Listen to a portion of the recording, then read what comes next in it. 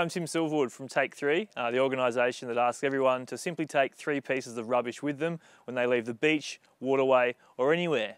What we've realised is that this problem of plastic pollution is a big one, and we're trying to inspire people to take simple actions to reduce the impacts.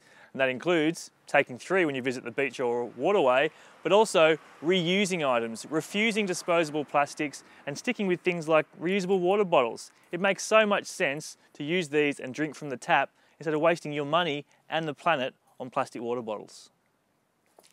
Every year, millions of tonnes of new plastic enters the world's oceans to become marine debris.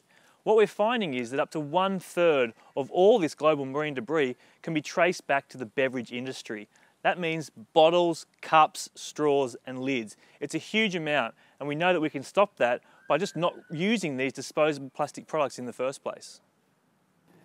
Our best estimates, we suggest up to 80% of all marine debris starts on land, where it's washed, blown or rolled down our stormwater systems into our creeks and rivers, our bays and eventually the ocean.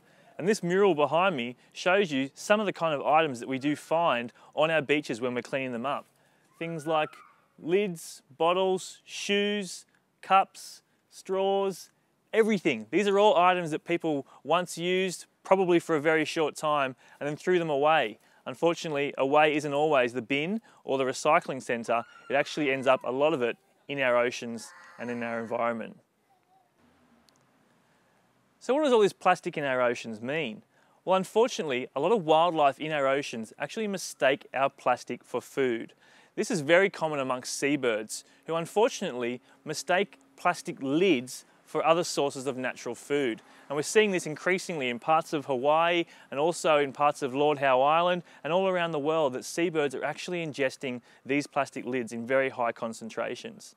Up to 1/3 of Australia's seabirds are now shown to be affected by plastic pollution. Unfortunately, due to the nature of plastics, which do not biodegrade, when they get into our ocean, they break apart into smaller and smaller pieces, quite often becoming microplastics, sizes less than 5 millimeters. And these look just like food for small fish, and we're even finding evidence now of these microplastic pieces ending up in our plankton, the very base of the marine food chain. What does all this mean? Well, for you, if you like eating seafood, this means that those chemicals, both in the plastic and chemicals that attach onto this plastic, can actually migrate through the food chain to humans, who unfortunately represent the top. So what can you do about this problem?